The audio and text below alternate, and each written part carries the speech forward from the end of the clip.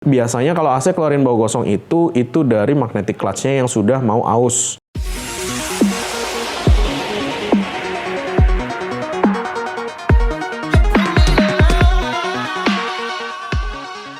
Hai lovers, balik lagi dengan saya Lung Dokter Mobil. Kali ini di Stabil Mazda.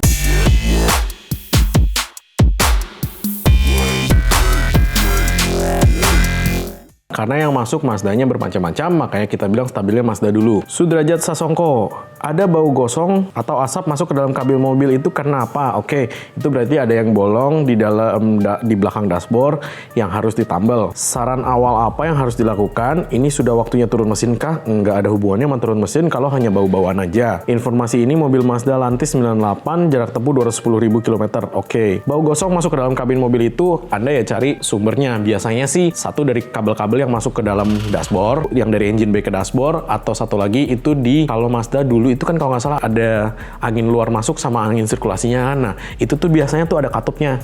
Katupnya itu terbuat dari karet, sealnya, sampingannya. Nah, kalau karetnya itu udah lama, biasanya karetnya itu udah nggak rapat lagi. Nah, saran saya adalah itu ditutup permanen aja, nggak ada masalah. Toh juga di Indonesia Anda nggak akan pakai angin luar masuk ke dalam kan. Biasanya Anda sirkulasi di dalam kan anginnya kan. Nah, itu. Jadi sih biasanya dari situ. Nggak ada hubungannya sama turun mesin ya. Kalau hanya bau gosong. Nah, tapi kalau bau gosongnya itu berasal dari mesin, ya itu urusannya beda lagi. Tapi ini kan yang Anda komplainkan kan ada bau masuk ke dalam kabin, ya bau itu yang dihilangkan aja. MK Huda, mau tanya dong Mazda 2 2012 manual, pas posisi gigi 1 ke 2 kalau lepas kopling bunyi agak kasar dikit, ada bunyi grek di bagian depan, terus kalau lepas kopling halus banget dia nggak bunyi, kira-kira kenapa ya? Nah, itu dekruk asnya udah ada yang, mataharinya udah ada yang lecet, itu sih diturunin, transmisinya dibuka, dilihat kenapa, dan itu biasanya sih diganti tuh antara dekruk, matahari, dan kampas koplingnya. Nathaniel Christian Santoso, kalau mau tanya Mazda CX-5, saya pasang water time gauge soalnya nggak ada indikator suhu air. Oke, nah batal maksimal suhu air berapa ya? Soalnya pernah di indikator 101 derajat tapi sensor temperatur nggak nyala, apa aman? Oke,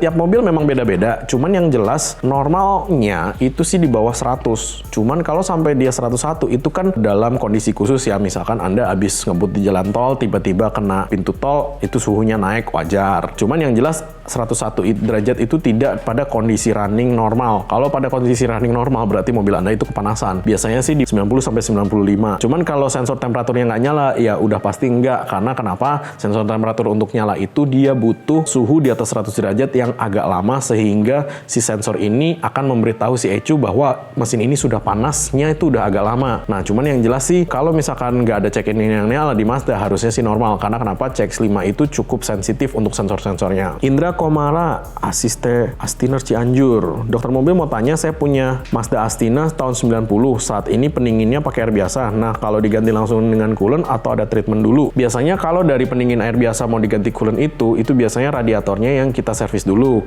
Dan termostatnya kita lihat nih, apakah termostatnya macet atau enggak. Ketika misalkan termostatnya udah nggak ada atau memang termostatnya masih bagus dan radiatornya masih bagus, langsung diganti nggak masalah. Yang penting jangan ada yang tersumbat. Brosis, nanya dong, mobil saya Mazda 2 non-sky aktif, kenapa kalau saya jalan berjegas sambil AC nyala tiba-tiba AC keluarin bau gosong gitu? Biasanya kalau AC keluarin bau gosong itu dari magnetic clutch-nya yang sudah mau aus. Nah, itu biasanya nanti nggak lama akan mati tuh AC-nya tuh. Nah, ketika mati AC-nya dicek dulu, kalau memang benar hanya magnetic clutch-nya, ya magnetic clutch-nya aja yang diganti. Nanda Andrian mau tanya, saya punya Mazda 2, saya ganti velg, terus kenapa di dalam kabin jadi terasa banget ya suara kolongnya? Terus berisik banget suara bannya, info dong kenapa? Oke, berisik apa nggak suara ban itu tergantung dari bannya. Karena alur di ban itu yang menentukan suara bannya. Kalau terasa banget suara kolongnya ketika Anda ganti pelek, itu mobil Anda jadi tambah pendek atau jadi tambah tinggi. Kalau jadi tambah pendek, biasanya sih iya bunyi itu dari bawah. Sarannya sih ya peleknya diganti standar atau dikasih peredam. Cuman dikasih peredam pun di lantai dasarnya itu belum tentu menyelesaikan solusi. Cuman kalau bunyinya dari ban, itu Anda nggak bisa apa-apain. Bannya yang harus diganti. Kenapa? Karena alurnya dari ban itu yang menentukan bunyi bannya. Oke? Catra Arsa, oh mobil saya Mazda 323 tahun 90. Waktu jalan biasa lalu ditekan koplingnya dadakan pasti mati. Tapi kalau aku tekan koplingnya nggak dadakan itu nggak mati. Kenapa ya? Oke, itu ada problem di koplingnya mas, di transmisinya mas. Kalau itu transmisinya sih harus diturunin itu pasti pernah di kotak-katik, itu nggak bener itu kotak-katiknya itu. Seharusnya antara dadakan sama nggak dadakan itu sama aja gitu loh, karena itu normalnya. Cimo Channel, Om tanya mobil Mazda Familia 97 putaran normal 900 setelah pakai AC beberapa menit terus dimatikan RPM langsung naik 1100. Problemnya apa ya? Itu sensor ISC sensornya dicek dulu itu. Kalau RPM-nya naik sendiri itu biasanya ISC sensornya udah error atau gimana.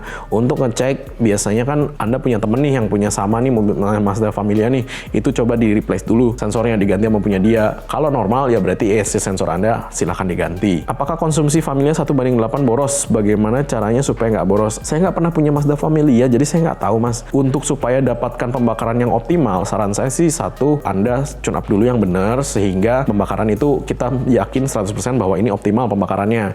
Kalau itu pun masih boros ya berarti memang mobilnya ini karakternya memang segitu konsumsinya. Cuman pada dasarnya sih untuk mobil yang sudah berumur kita sarankan untuk ngecek dulu yang total kenapa, apakah kompresinya masih bagus, apakah pembakarannya bagus, apakah ada problemnya di mana. Itu cek total dulu. Kalau memang ada problem ya diselesaikan, kalau harus diganti spare partnya ya diganti.